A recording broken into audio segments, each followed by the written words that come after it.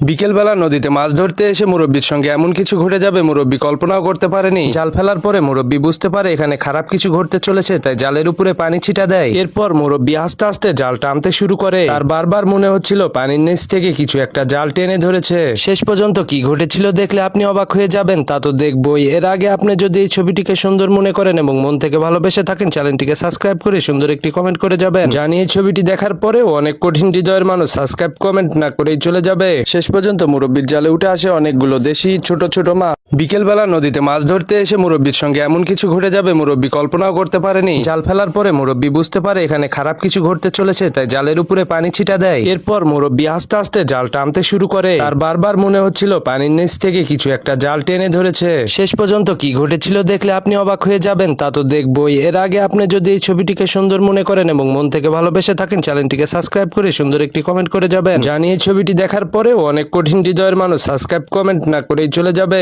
শেষ পর্যন্ত মুরব্বির জালে উঠে আসে অনেকগুলো দেশি ছোট ছোট মাছ।